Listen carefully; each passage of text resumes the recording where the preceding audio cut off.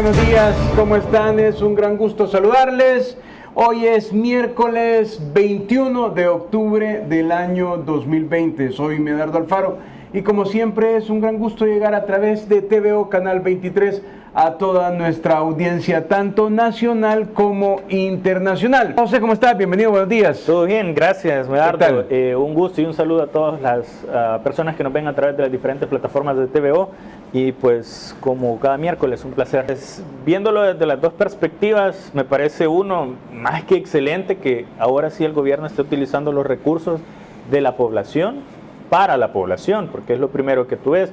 Y de hecho, pues desde la otra perspectiva, pues me parece aún mejor que esta pírrica oposición que tenemos esté tan alterada respecto a este tipo de medios de comunicación que ahora ellos ya los tildan como propaganda, cuando de hecho pues es un medio informativo, ¿verdad? Si vieras propaganda, pues diría cosas como este gobierno es el mejor del mundo, mundial, y o sea, sí, cosas muy directas apoyando al gobierno. Sin embargo, pues muestran, como ellos mismos lo dicen, el otro lado de la noticia, que es lo que no nos está mostrando los periódicos que históricamente han respondido, ellos sí, a propaganda política, porque la gente que al menos pues vivió el tiempo del conflicto recordará los sendos titulares que aparecían en los periódicos, que realmente se trataba netamente de propaganda política. Bueno, hasta la fecha lo siguen haciendo, pues, con titulares extremadamente tendenciosos,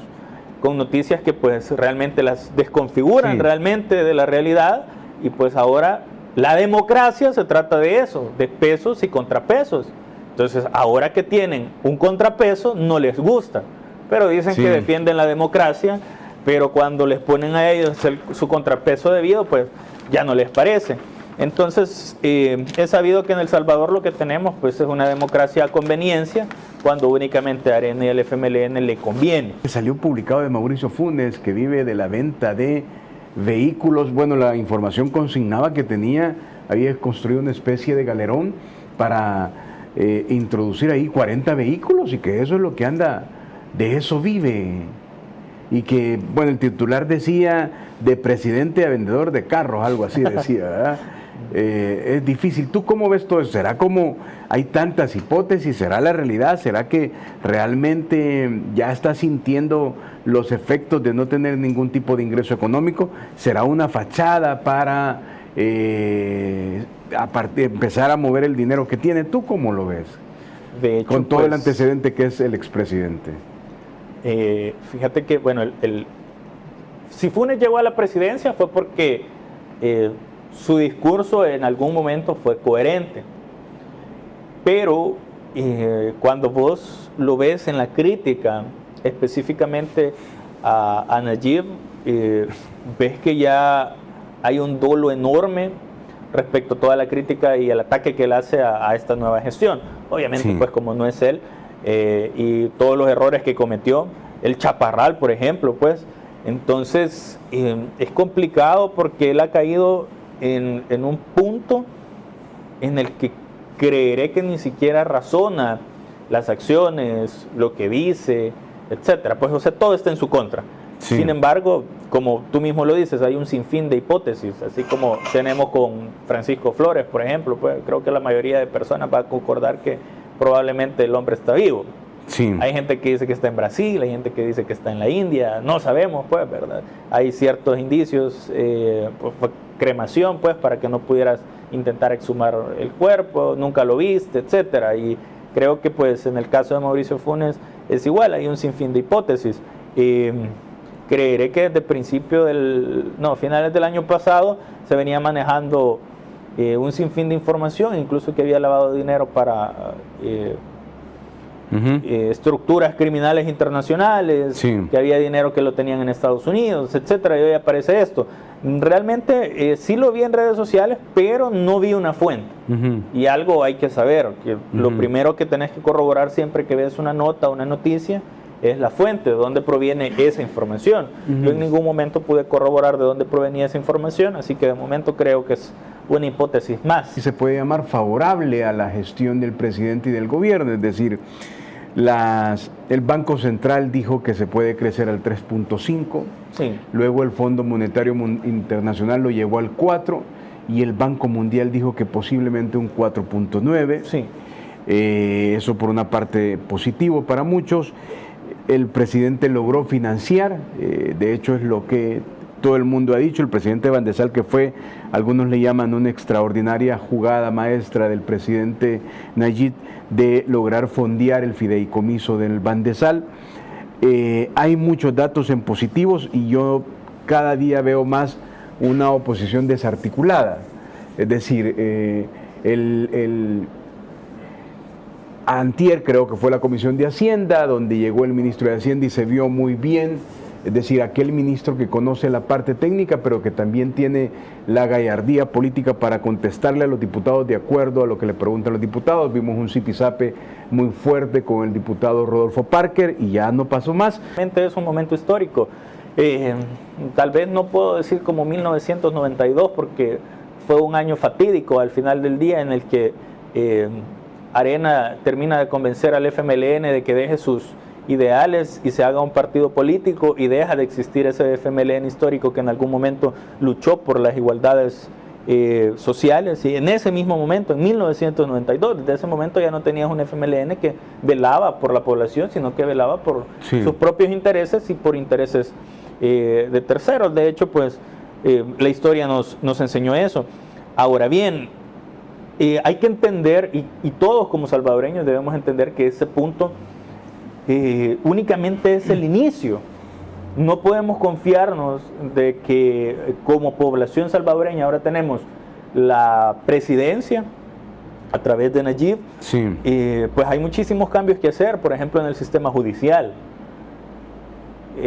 La sala de lo constitucional. El Salvador aún tiene demasiados vicios que provienen de las gestiones anteriores. Entonces hay un dicho en política que creo que al menos yo lo escuché directamente, al menos del lado de la política mexicana, y dice que el que no tranza no avanza. Eso es un dicho en política que no debería ocurrir y ocurre, que ¿verdad? no debería ocurrir y ocurre. Sí. Entonces, y de hecho no solamente se da en política, es algo que se trasladó por la misma necesidad en El Salvador de poder buscar una forma de avanzar, porque el mismo sistema te estaba deteniendo. O sea, no podías sacar un crédito, o sea, el acceso a la educación era extremadamente limitado. De hecho, hay una pequeña historia de un señor que tiene una finca y hay un paso en el río para que puedan los niños ir a la escuela. Es un paso que se daña y al final preguntan, o sea, que por qué no lo reparan. Y si la necesidad de los niños es ir a la escuela, y viene este hacendado y dice, pero ¿para qué van a ir a la escuela? O sea, si la gente se educa, y luego, ¿quién va a trabajar en mi finca? Porque no les interesa que se eduquen, porque si no, y luego, y los jornaleros, Sí. ¿qué se van a hacer? Etcétera. Entonces, es algo que se hizo siempre a conveniencia, ¿verdad? Entonces, por eso se daba ese tipo de situaciones. Todavía se dan, increíblemente, pues, pero la idea es de que el nuevo gobierno viene dando muestras de que vos sí puedes avanzar porque te estamos dando las herramientas, porque te vamos a dar educación. Incluso el ministro de Hacienda mencionó que para el próximo año sí está contemplado un programa que el FMLN, que Sánchez Serén específicamente prometió y nunca cumplió, que es un niño, una computadora. Incluso establecieron una planta que no hacía computadoras, sino que las ensamblaba. Sí. La vendieron como que hacía computadoras, pero en realidad solamente las ensamblaba, que eso lo puedes hacer en cualquier parte, pues, o sea, te alquilas un edificio, llevan las partes, llevas a los ensambladores y pues ensamblas ahí, ¿verdad? No era una planta específicamente. El Salvador no producía computadoras, entonces, y lo vendieron así. Entonces, ¿qué pasa hoy? Este punto histórico nos tiene que servir como punto de partida para saber que el sistema judicial, así como queremos cambiar en este momento la Asamblea Legislativa, lo siguiente es el sistema judicial, porque ahí hay un sinfín de magistrados, de jueces, de fiscales, de abogados, que pues es un círculo donde se conocen y ellos saben de qué forma operan. ¿Cuánta gente no ha metido amparos en la sala de lo constitucional y nunca le resuelven incluso en redes sociales me hicieron comentarios que había gente que tenía casos desde el 2013, 2015, 2018 y nadie le resuelve nada. Y a una empresa tan grande pues le dicen, no, mire, la verdad es que el gobierno lo que está haciendo es buscándolos y acosándolos y no, mejor no pague impuestos. O sea, deja un precedente para los evasores increíble. Entonces, tenemos que tener conciencia de que los poderes del Estado han estado en manos de gente corrupta durante décadas. Apostó con mucha esperanza en el presidente, inicialmente en el presidente Funes, luego en el presidente Sánchez Serén, y los cambios no ocurrieron, ¿no? Exacto. Hoy están ocurriendo los cambios. Hoy definitivamente están ocurriendo. Vaya, lo de Van de Sal, como tú mismo decías, una jugada magistral para poder fondear a la gente, y lo que pasa es esto, que eso es una inyección directa de dinero a la economía nacional, en la que, por ejemplo, viene alguien que tenía su negocio o que tiene su negocio aún, recibe el capital de Van de Sal y él obviamente tiene que pagar también productos y servicios. Tal vez no de eso específicamente, porque eso se había dicho que era para salarios y había una parte que sí es para inversión. Entonces va a tener que comprar materiales, va a tener que comprar productos. Ese dinero va a caer en manos también de otras personas que necesitan también fondos. Entonces la idea es esa específicamente, no solamente apoyar a las MIPYMES y a las pymes, sino que también poder inyectar más dinero. ¿Por qué? Porque en el gobierno de Flores nuestra moneda desapareció. Sí. O sea, la ley es bimonetaria, sí, y así lo dice la ley, pero sí, o sea, vos no ves ningún colón. Sí. El hecho era que podían circular las dos monedas. Se supone que los colones están embodegados ahí en las bodegas. Se supone. Del Banco Central de Reserva. Se supone. Hay mucho que se no puede los hemos visto, porque... así que hasta que te encontrás uno ahí enterrado o de los que tenía la gente guardada. Pero sí, la ley lo dice. Tendrían que estar circulando las dos monedas, algo que no sucede. Entonces, como nosotros no tenemos política monetaria propia, nos vemos obligados a hacer este tipo de situaciones en las que o te endeudas, pero tenés una asamblea legislativa que no permite endeudarte y tenés que hacer malabares para poder solventarle a la población. Y es que eso es la magia de la que Nayib Bukele siempre se rodea, de que al final él busca la forma de poder solucionarle a la población, porque él sabe precisamente que lo que la población quiere son soluciones. Algo que los políticos, pues, tanto de Arena y del FMLN, y los nuevos que vienen ahora recargados con las mismas estrategias de antes, solo que eso, pues, recargados. Ahí vi un par de imágenes que de hecho las subí a mis redes sociales, donde ves candidatos de Arena regalando pan dulce. Y, o sea, y con la cara de ellos para terminar. Sostienen que eso es una cosa normal. Es campaña. No, pero es que normal todavía era que te regalaran cántaros y te regalaban un quiz y una camisa. Pan dulce, pero sí, pan dulce, o sea, y ni sabes si es vencido, pues. Ajá. Entonces, vos sabés que los patrocinadores también, mira, quizás no me voy a ahorrar el nombre, ahí métanse, búsquenme en las redes sociales, ajá, José Valdés SB, y ahí van a ver. Pero el punto es que quizás los patrocinadores ya dicen, bueno, yo no sé si estos van a ganar o van a perder, y no te voy a dar pisto ahí de mi empresa, te voy a dar pan dulce y regalarlo, pues, vea, ponerle ahí, sacarle vos la impresión. Pero, porque honestamente, o sea, el poder económico lo que hace son inversiones en los partidos políticos. Y te voy a dar un ejemplo. ¿Quién va a querer financiar, por ejemplo, una campaña del FMLN? ¿Tú crees que el FMLN hoy la va a tener súper difícil, tomando en cuenta que cuando fue en el que ganó Funes en el 2009 no tenía una próspera relación con el gobierno de Chávez, ¿no? Y todo el mundo decía que de ahí venía la ayuda. De hecho, hay mucho que investigar ahí, ¿no? Era una época próspera para el FMLN, con una campaña fortísima en todos los sentidos, tanto territorial como a nivel de medios. Y luego viene la campaña de Sánchez Serén. ¿Y esta campaña sí tú crees que va a ser un poco más difícil para ellos? Lo que pasa es que para el FMLN las campañas todas han sido difíciles. Mauricio Funes era una persona externa al FMLN. Él ni siquiera estaba inscrito al partido. Él se inscribió hasta que le propusieron y ya iban a formalizar su candidatura. Obviamente, para formalizar la candidatura tenía que ser inscrito al partido. Hasta ese momento él se inscribió al FMLN. De lo contrario, en ese momento el FMLN no hubiera tenido ningún candidato. Sí. Probablemente Rodrigo Ávila hubiese quedado como presidente por default, sí, porque si no hubieran llevado a Mauricio Funes. Entonces agarran a un externo, lo ponen dentro del FMLN para que él sea la cara, porque en aquel momento, pues en su programa, era una figura pública muy reconocida, Mauricio Funes, y él fue el que inyecta, o sea, la gente en ese momento igual no votó precisamente por el FMLN, votó por Mauricio Funes. Sí. Ahora bien, viene la siguiente elección presidencial donde está Sánchez Serén y casi pierde porque se fue a segunda vuelta, sí, con Norman.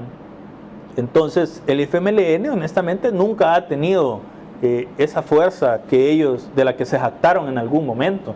Lo que sí tuvo fue un voto negativo donde la gente ya estaba cansada y harta de Arena. Entonces vienen y eligen al FMLN, ellos no cumplen lo que habían prometido y aparece pues la figura de Nayib. La próxima elección no solo la va a tener difícil, o sea, siempre la ha tenido difícil. Probablemente pues imagino que todavía podrán inyectar algo de dinero para comprar votos y probablemente todavía pasen a las siguientes elecciones. Pero hay que recordar que en el momento en el que ellos no lleguen a 50,000 votos va a desaparecer y eso va a suceder. El FMLN ahorita está en un camino en convertirse en otro partido como el PDC o como el PCN, que incluso los han venido protegiendo porque el PDC y el PCN ya no deberían ni existir. Los revivieron, les cambiaron el nombre, adaptaron otra vez los mismos colores y las mismas insignias y los revivieron, pero ya no deberían existir. A ese camino se dirige el FMLN. Estas elecciones únicamente son un paso adicional para que el FMLN por fin desaparezca. Y Arena lo que tiene es que, bueno, a pesar de que su militancia diga que pues ellos están mejor preparados académicamente hablando, pues que vienen de la clase económica dominante, etcétera. Vos te has dado cuenta que de hecho históricamente Arena siempre ha padecido de disidencia, siempre. En los últimos, quizás, no recordaré bien si son 3 o 4 legislaturas, e incluso en las alcaldías han tenido alcaldes y diputados disidentes, porque se dan cuenta de lo que realmente es Arena, de lo que realmente significa, y se empiezan a salir del partido. O sea, nuestro tiempo ha nacido de diputados que se salieron de Arena. Otros alcaldes, incluso pues ahora, y de hecho por eso fue que se sacaron de la manga esto de los transfugas, que ya no se podían transfugar, que es prohibido, que quedas inhabilitado. Si te salís del partido, quedas inhabilitado para poder aspirar al siguiente cargo público en la siguiente elección. Y eso se lo sacaron de la manga justamente por eso, porque Arena se dio cuenta que los diputados se le iban. ¿Por qué? Porque se daban cuenta de lo que realmente Arena significa. Ahora bien, la gente que ponen a las nuevas candidaturas es gente que tal vez siempre ha soñado con aspirar a un cargo público y pues venite, ¿verdad? O sea, rellename el espacio, como lo ha hecho este otro partidito en nuestro tiempo, o la gente de Vamos, que los pobres ni siquiera saben absolutamente nada de comunicación política, mucho menos saben de la gestión pública y no se ubican realmente dentro de cuál es su posición dentro del mapa político, están completamente perdidos. Entonces esta gente que Arena mete, ellos algo no puedes negarlo, experiencia política tienen y amplia, pero como se están quedando a esta misma política, por eso en la elección pasada iba Arena con el PDC, con el PCN y con Democracia Salvadoreña, algo que Arena nunca había hecho coalición para poder participar en una elección presidencial. Esto no que ha trascendido de la decisión del presidente de reforzar los puntos ciegos de seguridad a partir de una petición de alcaldes fronterizos, la mayoría del FMLN. Ahí no hay ningún puesto fronterizo, son los puntos ciegos. Aquí pueden ver quién trabaja para los narcotraficantes y contrabandistas, alcaldes, medios de comunicación y por supuesto van a donde quien los protege, la Asamblea Legislativa, ante una noticia que decía alcalde de San Fernando, Arcatao, Nueva Trinidad y San Ignacio, todos municipios de Chalatenango, denuncian que puntos fronterizos continúan militarizados pese a que ya expiró el estado de emergencia. Este es la denuncia que llegaron a la Asamblea Legislativa estos alcaldes y la reacción del presidente. No entiendo cómo hay gente que aún los defiende y hasta irán a votar por ellos. Lo peor de todo es que se autodenominan los más pensantes. Solo hay dos opciones. O tienen la mollera sumida o son parte del negocio de estas ratas, dijo el mandatario. Duplique la presencia militar en los puntos ciegos de San Fernando, Arcatao, Nueva Trinidad y San Ignacio. Es evidente que intentan pasar droga y o contrabando y que además cuentan con el apoyo de las autoridades locales. Inmediatamente el ministro Merino Monroy le respondió al presidente Bukele, ¿no? Que es básicamente el siguiente tuit que vamos a ver esta mañana. A la orden, señor presidente Nayib Bukele, con el Comando Zumpul duplicaremos la presencia militar en los puntos ciegos de San Fernando, Arcatao, Nueva Trinidad y San Ignacio. Además, presidente de la Asamblea Legislativa, ¿tiene algún tipo de reacción por todo esto? Veamos. El presidente Bukele de que militariza zonas fronterizas porque por ahí va a pasar droga, solo tiene dos explicaciones. O le quiere avisar a los narcotraficantes para que se vayan por otro lado, o quiere reprimir e intimidar a los pobladores de esas zonas que históricamente no han apoyado a partidos de derecha. Nosotros ocupa ese sentido histórico que ha quedado arraigado en ella para poder pronunciarse, pues, o sea, es una voz dentro del FMLN, ¿verdad? Entonces se quiso pronunciar al respecto. ¿Y qué es lo que pasa? Recordemos que pues Chalatenango fue un sitio histórico durante el conflicto armado y ellos se sienten identificados e incluso saben que pueden utilizar otra vez a la gente de ahí con fines políticos. Entonces por eso dicen, o sea, ¿quién va a querer reprimir a la gente de Chalatenango? ¿Y para qué? Si es que no están ni siquiera en las ciudades de los municipios, están en la frontera. O sea, todo el mundo sabe pues que incluso en los puntos ciegos ni siquiera están cerca de un punto fronterizo donde hay comercio, porque por lo general siempre es así, pero en un punto ciego, ¿y por qué vas a tener militares en un punto ciego si quieres reprimir gente? Si no hay, o sea, es poca la gente que vive ahí. Por otro lado, el argumento es lo más ridículo en el momento que ella les quiere avisar que pasen por otro lado. Ya con Wendy Clavijo, ella es la secretaria de los salvadoreños en el exterior por parte de Nuevas Ideas. En este momento andan inaugurando las sedes departamentales de Nuevas Ideas, ¿no? Ayer parece que estuvieron en Hilo Vasco, ¿no? Sí. Ese esfuerzo, ¿usted cómo le ve? ¿Qué reacción tiene de la gente cuando digo? Porque me imagino que esta gira puede ser otra más que haya hecho, pero que va a todo el país, ¿verdad? ¿Cómo siente los ánimos, el conecte de la gente? Porque uno puede tener la encuesta ciertamente es la herramienta científica, ¿verdad? Donde uno tiene, pero no hay como sentir el ánimo ciudadano, el ánimo del militante. El ánimo está arriba. Súper. La gente sigue contando los días, yo no sé si son 129 días más que nos faltan, como nos seguimos contando día a día.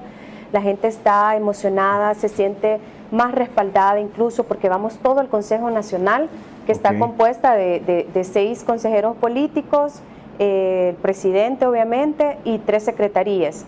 Algunos están malitos de salud que no han podido ir por razones digamos que va toda la dirigencia nacional de Nuevas Ideas a estos eventos que son departamentales, ¿no? Donde está la estructura que le llaman. Todos, incluyendo los salvadoreños en el exterior, porque también somos parte de este proyecto.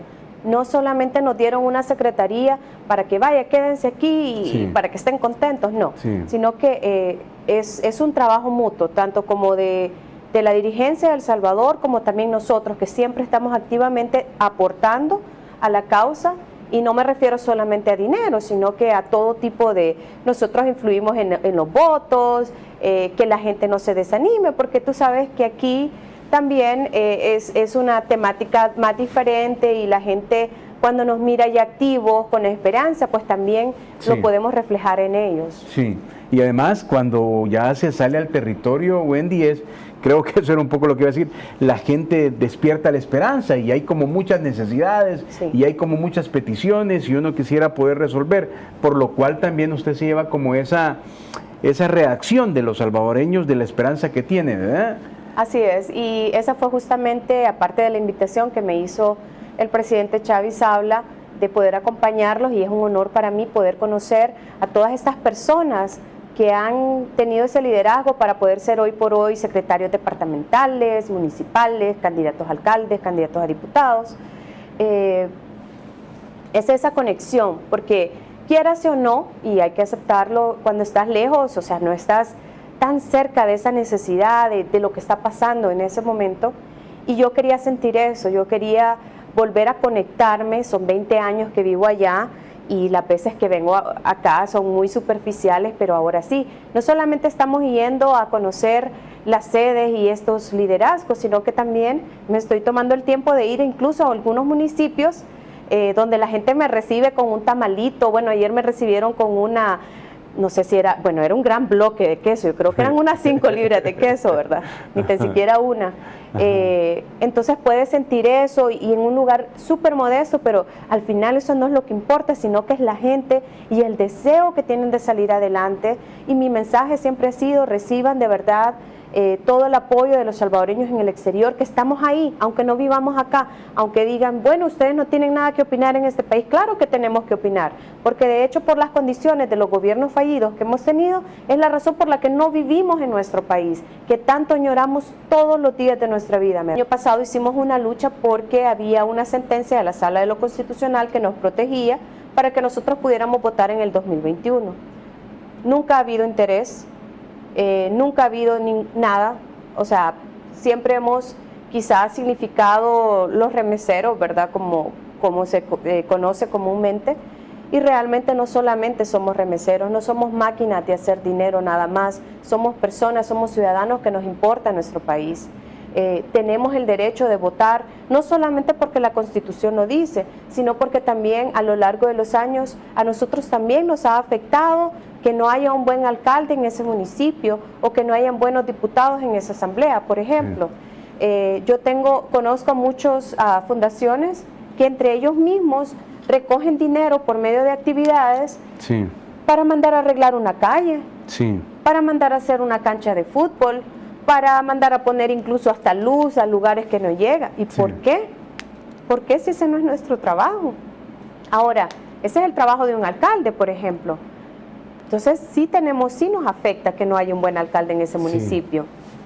La Asamblea Legislativa, cuando están ahí los 84 diputados, a ellos no les importa lo que nos está pasando a nosotros en el exterior, que no tenemos absolutamente ningún derecho, ni aquí en el país porque ya no residimos en él, ni tampoco en el exterior porque por lo general llegamos sin documentos.